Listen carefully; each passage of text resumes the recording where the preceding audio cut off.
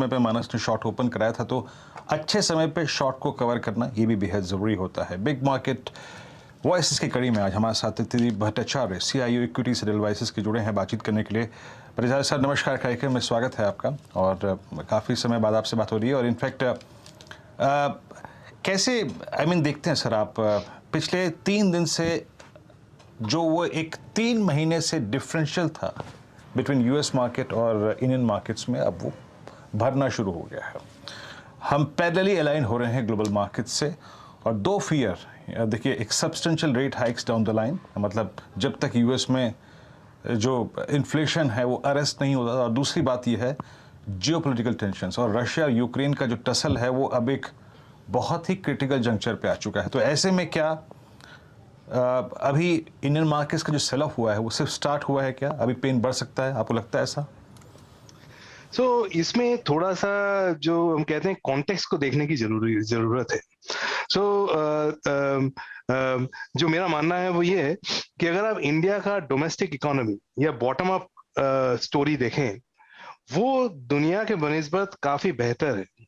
अगर आप earnings growth की बात देखें, या फिर जो हमारे डोमेस्टिक इकोनॉमी की ग्रोथ रेट है, या फिर इन्फ्लेशन प्रॉब्लम की जो आपने बात करी वो भी अगर देखें, तो हमने जो भी इन्फ्लेशन देख रहे हैं वो भी ज्यादा है।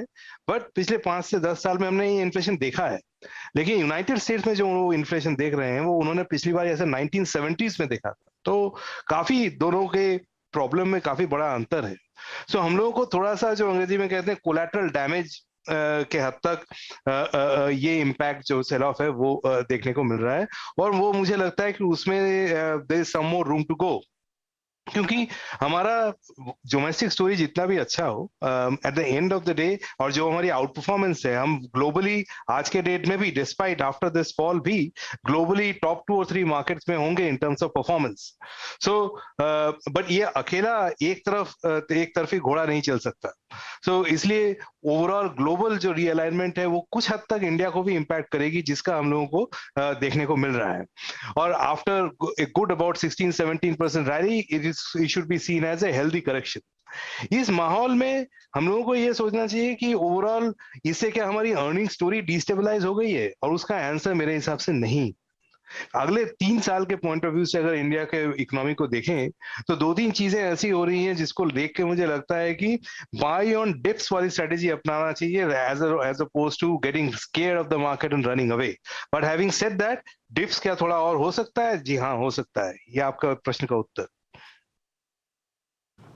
ओके, डिप हो सकता है, हो सकता है। इट्स रीजनेबल डिप, मतलब आएगा तो अगर रीजनेबल हो सकता है। जो आपने बात कही कि क्या जो हमारी स्ट्रॉन्ग अर्निंग्स की स्टोरी थी वो डिस्टेबलाइज हो गई है, अगर नहीं हुई है सर, तो जब आप कहते हैं कि yes this market is a typical buy on dips contender, as a investor जो कि खुद के, अगर आप देखें, एक SIP प्लान पे काम करते हैं, वो स्टॉक्स को मॉनिटर करते हैं, डिप्स को लेते हैं, हायर लेवल्स पे एग्जिट करते हैं, अगले कुछ महीनों के लिए जिस दौरान शायद ये पेन रहे, क्या क्या खरीदना चाहिए, प्रेफर क्या करेंगे आप? एंड चूंकि आपने कहा कि काफी दिनों बाद बात हो रही है, थोड़ा सा 1 सेकंड के लिए कॉन्टेक्स्ट रखना चाहूंगा कि साल के शुरू से हम एक सॉर्ट ऑफ SIP और STP मोड में ही इन्वेस्टर्स को एडवाइस कर रहे थे। पिछले मई जून के महीने में हम लोगों को ऐसा लगा कि कमोडिटी प्राइसेस नीचे गिर रही हैं और स्टॉक प्राइसेस काफी नीचे थे, तो वहां से हमने बोला कि थोड़ा लमसम भी डाल सकते हैं। And in that context about a month or so ago we change our stand to say कि अभी वापस STP या SIP मोड में जाना चाहिए। तो अभी जो मेरा मानना है, for investors stand from here may be for the next 2 or 3 months till the time next couple of FOMC meetings happen, SIP या STP मोड में जाना चाहिए। नाउ अब आपने दूसरा सवाल ये पूछा है कि कहाँ पैसे लगाने चाहिए। तो मेरे हिसाब से इंडिया में 3 चीजों पे जो है वो ऐसी हो रही हैं जो पिछले 10 साल में कभी नहीं हुई है और जेन्युइनली पॉजिटिव है।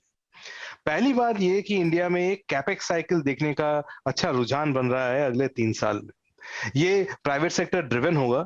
ये पिछले 10 साल में हमने देखा नहीं है। कुछ हद तक ये साइंस एंड सिग्नेचर्स उसके हमको देखने को मिल रहे हैं, बट ये ज्यादा से ज्यादा इसका इम्पैक्ट FY24 जो मार्च अगले साल से शुरू होगा वहां देखना शुरू होगा। इसलिए अगर हम STP भी करें तो ये थीम को अगर हम एक्सपोजर लें तो बेहतर होगा।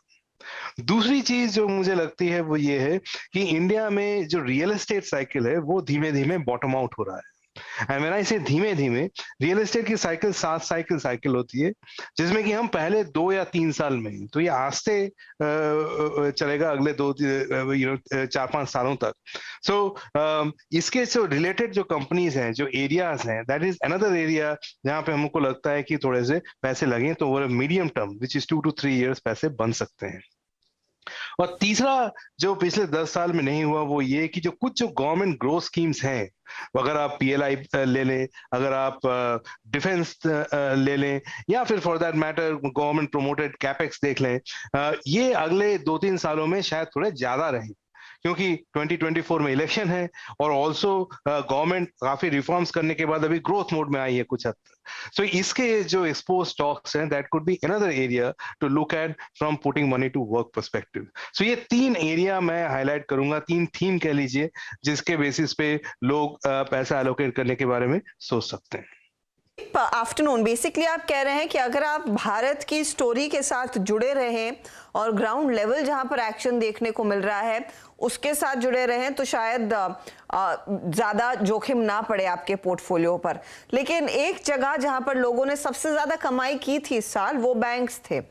आज बैंकों की हालत बहुत बिगड़ी हुई है। एनबीएफसीज पर डर ये है कि अगर उनके कलेक्शंस पर थर्ड पार्टी वाला रूल आरबीआई ने जो एमएनएम फाइनेंस पर लगाया है, दूसरों पर भी लग जाता है, तो इनके कलेक्शन एफिशिएंसी ड्रास्टिकली रिड्यूस होगी और फिर डर यही होगा कि इनके एनपीएस बढ़ सकते हैं। ये जो एनवायरनमेंट अलग से चेंज हो रहा है, उसके मद्देनजर यहाँ पर आप क्या एक्सपोजर रखने के पक्ष में हैं या नहीं, या फिर आप इसे ऐसे देखेंगे अगर कैपेक्स साइकिल बढ़ रही है, रियल एस्टेट बढ़ रहा है तो बैंकों से लोन तो जाएगा ही? ये दूसरा नजरिया की तरफ मेरा रुझान ज्यादा होगा। जो आप कह रही हैं वो ये कि पथ में थोड़ा बहुत आगे पीछे ऊपर नीचे ऐसा होता रहेगा, जो कि अभी देखने को मिल रहा है कि कुछ जगह पे अतिक्रमण हुआ personal recovery point of view से, इसलिए आरबीआई ने ऐसा एक स्टेज लिया। अगर आप बड़े एनबीएफसीज की तरफ देखें, जिसमें कि हम लोग इन्वेस्टर रहते हैं generally in mutual fund industry में, उसका देखेंगे कि बहुत छोटा सा क्वांटिटी ही ये लोन रिकवरी एजेंट्स की तरफ एक्सपोज होता है। So in the grand scheme of things, yes it is an issue, but ये इतना बड़ा इशू नहीं है कि पूरा बैंकिंग सिस्टम को डिस्टेबलाइज कर दे। इसलिए मुझे लगता है कि ये छोटी सी अड़कन है, और ये आज के मार्केट में थोड़ा ज्यादा इसलिए लग रही है क्योंकि ये सारे थोड़े चले हुए स्टॉक्स हैं। पिछले, जैसे आपने कहा कि सबसे ज्यादा पैसे इसमें बने हैं, so this is an good excuse for investors to take some profits, who have made healthy returns. But ये कुछ गिरने के बाद ये वापस अट्रैक्टिव होने लगेंगे। और अगर आप फाइनेंशियल सेक्टर को 3 साल पॉइंट ऑफ व्यू से देखें, तो अगर इंडिया में कैपेक्स साइकिल में तेजी होगी तो लेंडिंग फाइनेंशियल्स में तेजी होना लाजमी है, और मुझे लगता है कि from a medium term stand point exposure बनाए रखना चाहिए।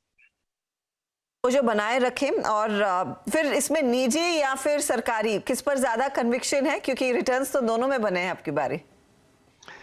तो इसमें थोड़ा स्ट्रक्चरल थॉट पॉइंट है। हालांकि पब्लिक सेक्टर बैंक्स भी अच्छा कर सकते हैं कुछ समय के लिए, बट हमारा रुझान हमेशा प्राइवेट सेक्टर बैंक्स की तरफ ज्यादा रहा है, या प्राइवेट सेक्टर कंपनीज की तरफ ज्यादा रहा है, क्योंकि ultimately we are equity shareholders and profit motive is the main one. जबकि पीएसयू बैंक्स में या पीएसयू कंपनीज में थोड़े बहुत नेशनल वेलफेयर मोटिव भी आ जाती है, और वो कभी कभी माइनॉरिटी शेयर होल्डर्स के शायद हित में ना हो। तो कन्विक्शन ज्यादा private sector banks, private sector finance की तरफ ही ज्यादा होगा। बट ये जो स्टेज है इकोनॉमी में, इसमें सारे अच्छे करेंगे, कुछ ज्यादा कुछ कम, तो हमारा ध्यान उस पर जाना चाहिए जिसमें थोड़ा ज्यादा बेहतर कर सकें, तो वो हमारे हिसाब से प्राइवेट सेक्टर बैंक्स है। ज्यादा बेहतर और कम बेहतर की बात करें तो आज एक्सेंचर के आंकड़ों पर आपने भी नजर डाली होगी।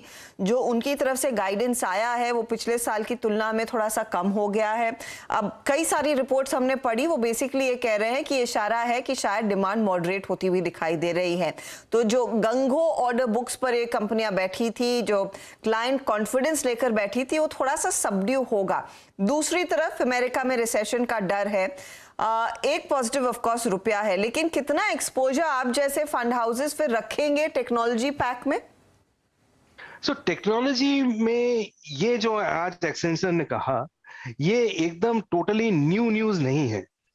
ये पिछले, just to give you a sense, पिछले सितंबर अक्टूबर से हम अपने फंड्स में टेक्नोलॉजी में अंडरवेट ही रहे हैं, और हमारा अच्छा खासा अंडरवेट बना हुआ है अभी भी from a technology stand point.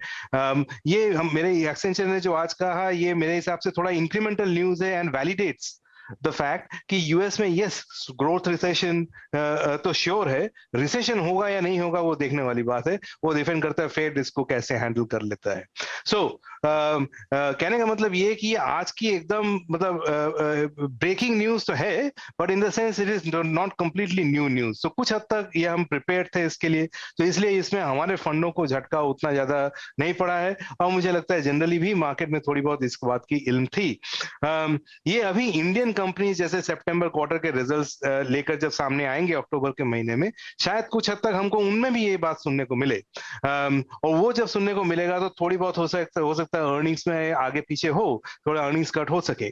इसको ध्यान रखते हुए हम लोग थोड़ा जो ग्लोबल एक्सपोज सेक्टर्स हैं, पर्टिकुलरली जैसे आईटी सर्विसेज हुआ, to a certain extent pharma हुआ, इसमें हम लोग थोड़ा सा अंडरवेट हैं, और जो डोमेस्टिक साइक्लिकल्स है जो हमने पिछले कुछ प्रश्नों के उत्तर में बात करी, वहां पे हम ओवरवेट हैं। तो इस तरीके से हम अपने पोर्टफोलियोज को पोजीशन किए हैं to benefit from the current market scenario.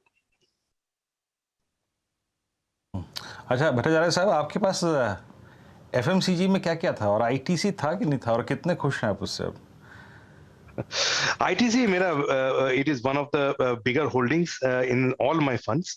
All my funds जहाँ की भी मैं large cap ले सकता हूँ, और हिंदुस्तान यूनिलीवर और ITC ये तो factual information है, so मैं बता सकता हूँ हिंदुस्तान यूनिलीवर और ITC ये हमारे staples के कुछ बड़े positions हैं, and it has been there for the last 6-9 months. We continue to enjoy the ride along ITC. ये हम तब से इसमें बरकरार हैं जब से कि लोग इनको शायद देखना उतना पसंद नहीं करते थे, काउंटर कंसेंसस था। अभी तो खैर काफी लोग आईटीसी में आने वो कर रहे हैं।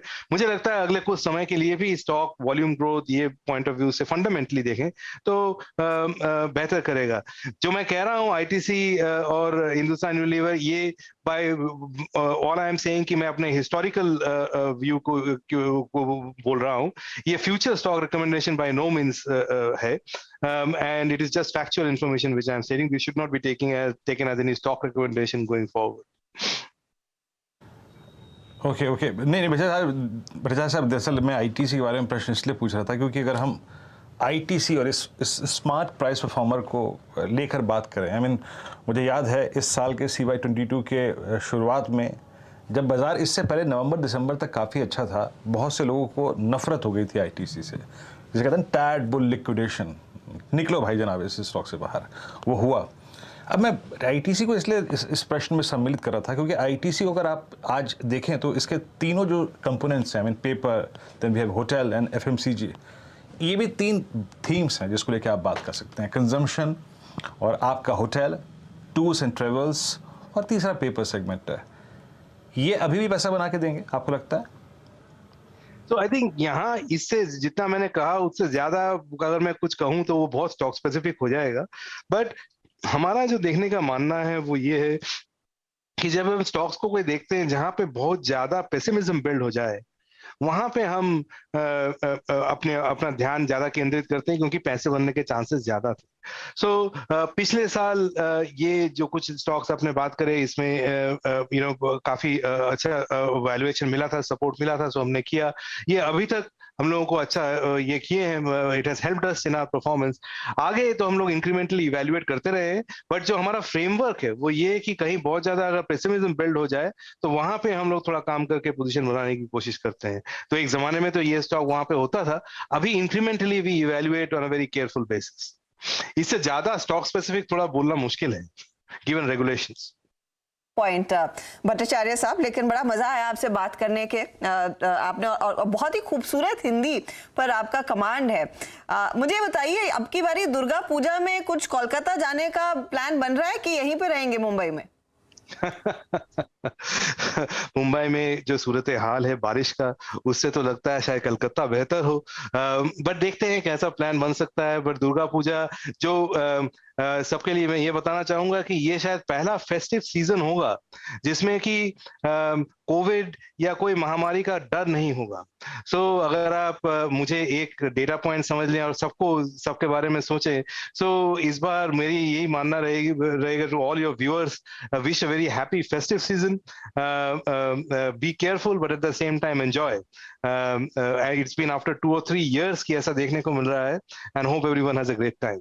2 years सर, और अगर आपके आई एम नॉट श्योर अगर आपको CNBC आवाज की लाइव फीड दिख रही है या नहीं, हमारे एक और मित्र कोलकाता से हमारे साथ अभी जुड़े हैं, राजेश अग्रवाल जी, और उन्होंने हमारे साथ कुछ इमेजेस शेयर की।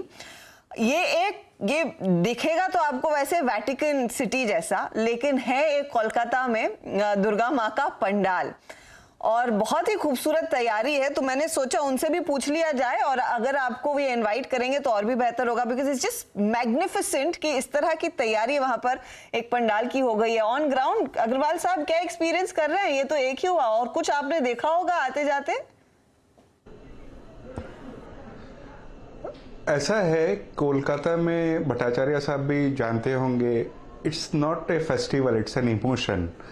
ये एक इमोशन है जो पूरे कलकत्ता वासी, बंगाल वासी में रहता है। और ये एक ही कल मैंने देखा है, क्योंकि नॉर्मली जो पूजा के उद्घाटन होते हैं वो महालय के बाद होते हैं। ऐसा शायद पहली बार हुआ है कि कल इसका उद्घाटन हो गया, और ऐसे संजोग से मैं कल वहाँ जा सका और ये लिया।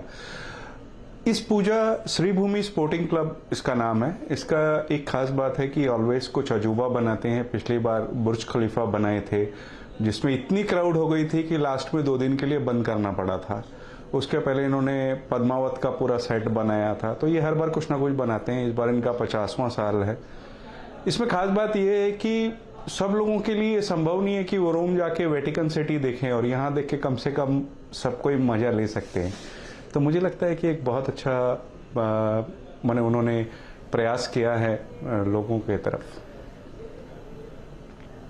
जी हाँ राजेश जी, वैसे भट्टाचार्य साहब बहुत बहुत शुक्रिया। बहरहाल आप इस कार्यक्रम में शामिल हुए और सारे सेक्टर्स पे आउटलुक अपना अपना शेयर किया आपने, बहुत बहुत शुक्रिया। आई होप आपकी कोलकाता की यात्रा जल्द शुरू होगी। जी हाँ। अच्छा हर्षदा, जानते हैं यहाँ पे ये जो कह रहे थे ना कि लास्ट 2 दिन में